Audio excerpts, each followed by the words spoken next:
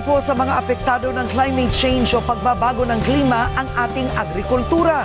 Maraming palay ang nasisira sa matinding pagbaha o dahil sa tagtuyot. Sa datos ng Philippine Statistics Authority, bumaba ang produksyon ng palay ng 4.31% noong 2015. Katumbas nito ang halos 1 bilyong pisong lugi sa kita.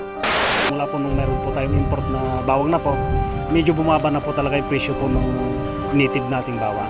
Kaya yun na po, yung iba tinapad na magtanim dahil hindi na po kumikita. Ang resulta, bumababa ang produksyon ng bawang. 8 hanggang 10,000 metriko tonelada kada taon lang ang naitatanim ng mga magsasaka kumpara sa 130,000 metriko tonelada ng konsumo ng bawang ng buong bansa. Pero kung kabuhayan na ang tinutusta ng tag-init, ibang usapan na raw yan. Servisyo talagang dinulot ng sobrang init. 55-year-old Nestor Santos has been farming since he was 19. After almost 4 decades of sweat, blood and tears tilling the land, his dream of a good life remains elusive. He earns around 10 to 15,000 pesos per harvest season, just enough to make ends meet for his family of 5 in Bulacan. Puro po grade 6 lang yung anak ko. Hindi po, yun lang po sa kakainin na kinukulang na. Makapagpapaaral pa po ba ako nun? The province of Isabela is the country's cradle of agriculture. It's among the nation's top producers of both rice and corn. But now, thanks to this dry spell, most of the fields here look like this. And the province is expecting to lose at least half its crop.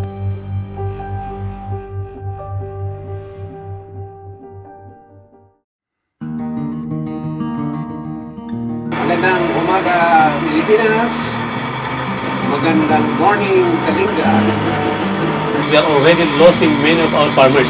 According to Department of Agriculture, 10 years ang average age ng mga farmers is 57 years old. At ang projection, 10 years from now, we don't have any more farmers. Kasi yung mga bata, wala namang gustong pumasok sa farming. Ang ating kalupaan, ang ating bansang Pilipinas ay umaasa po sa agrikultura. Our food ay ang nagsusuporta sa atin, 90%, umaasa ang lahat ng Pilipino sa agrikultura. And 70% of our land is agriculture. Pero alarming po dahil buong Pilipinas, we are already losing many of our agricultural land dahil nagiging subdivision na sila. So ang kumpanya namin, since it's a multi-billion company, and we have good scientists, biochemists, and yung produkto namin dumaan sa mga sourcing research at saka field testing bago inilabas sa market. At may kapasidad po na i-condition yung lupa. May kapasidad na i-decompose yung mga dayami. Kaya huwag po kayong magsusunog ng dayami. In 10 days, kaya niyang i-decompose at gawing pataba ng lupa.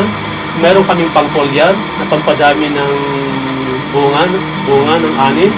At meron kaming in case na magkaroon ng outbreak ng mga pest at insekto, meron po kaming organic insecticide at organic fungicide, bacticide na pwedeng gamitin.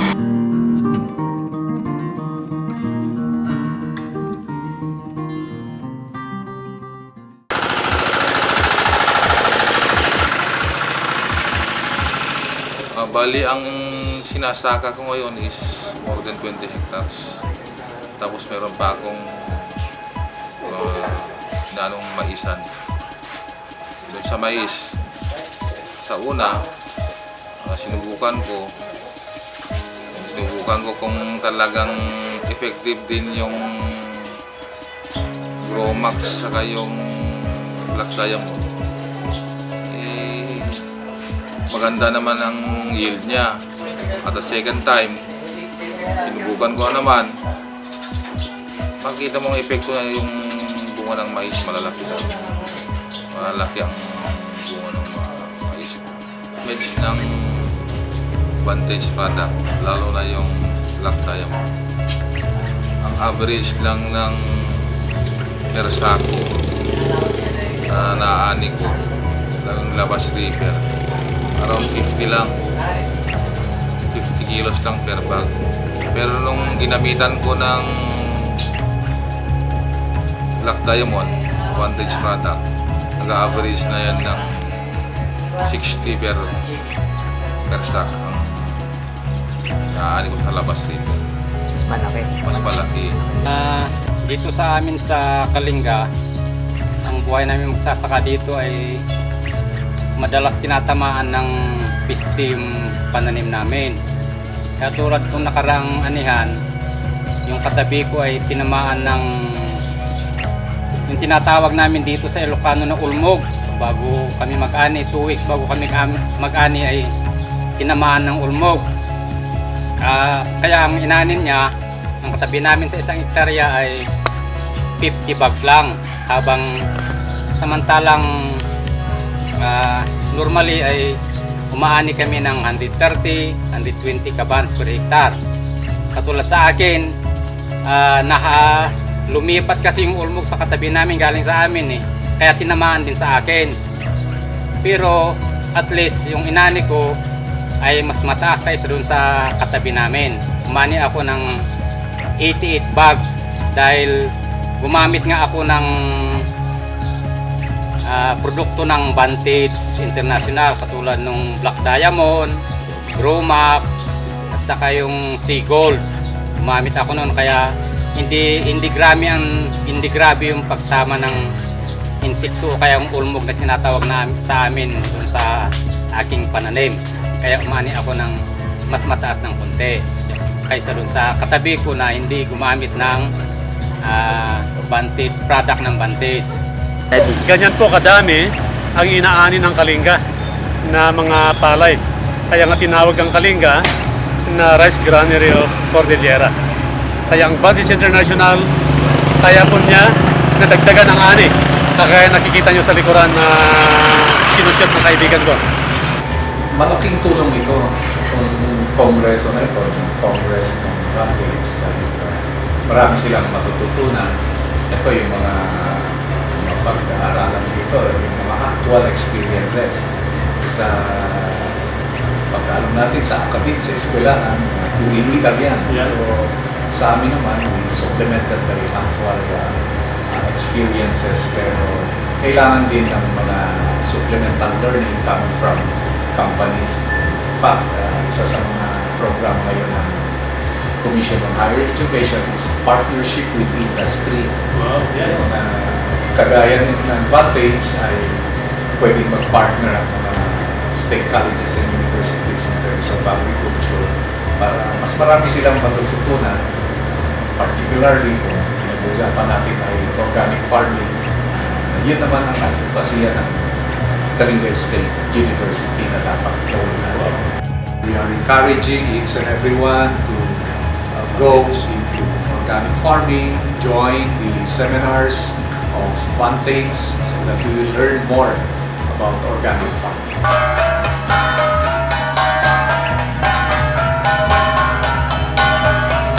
Kanina nakapanayam natin ang presidente ng Kalinga State University, si Dr. Eddie Bagtang. At sa pag-uusap namin, sabi niya na ino-open nila ang Kalinga State University for partnership with Vantage International. At kagaya nito, nakita niyo itong lugar na ito, wala pong nakatanim. Isa pong opportunity sa ating kumpanya, sa Vantage International para makisama sa kanilang programa at advokasya at mapaunlad natin ang ganitong klase ng lupa na walang nakatanim sa pamamagitan ng ating produkto sa agri. Kaya welcome po tayo dito sa Kalinga State University. Let's go organic! Go Vantage International! To the people of Kalinga, particularly in Tabuk City, this is from the City Veterinary Office, headed by Dr. Fermin R. Quinto and yours truly, Dr. Carmen Juanas. Are encouraging all and everybody to try produce organic livestock for our daily consumption because we are targeting also good health and good food or organic for everybody. Ang masasabi ko sa mga farmers namin sa Kalinga ay they are in terms of they are very industrious. I'm sure that based on our experience, whenever there are new technologies that will be given to them, they are very receptive. And as I said, his company, your company, that you are encouraging them to try this. So I encourage them to try, especially those who are interested. As I said, during the Congress, if the company will invite few farmers to try this, then let us come forward and volunteer your farm. Nothing, because as I said, they have nothing to lose. More safe and more it will contribute to a more long life to our members of our community. So we in the legislative body of the city government of Tabuk, particularly this representation as the chair in the Committee on Agriculture, want to encourage our farmers to be more bold enough to attend seminars, symposiums on the promotion of agricultural programs, and as well as to develop the agricultural structure of our government. Una, ang problema dito sa Tabuk is yung pagdating sa presyo ng palay, no? Kuminsan kasi yung ani nila nabebenta sa mas mababang presyo yung allegation nila. Pero hindi na rin naman natin masisisi yung mga farmers, yung mga buyers dito because middleman lang naman sila dinadala sa ibang probinsya. So, ang magagawa lang ng city government yan is to increase their yield. Para pag lumaki yung yield nila, mas makaka-recover sila sa input farming expenses. So, we encourage them to go organic farming para ma-increase nila yung yield. At the same time, magkaroon sila ng increase dun sa income nila as farmers. Yun ang isa pa dyan yung mga kinakain natin puro ginagamitan ng mga insecticide, pesticide. So I think there's an adverse effect in the part of the human body. So kailangan din natin siguro mag-do away from that kind of farming. So mas maganda po siguro natin ang organic farming sa ating mga kababayan. Thank you very much for watching our short video regarding farming communities all over the country and our company's advocacy towards organic farming.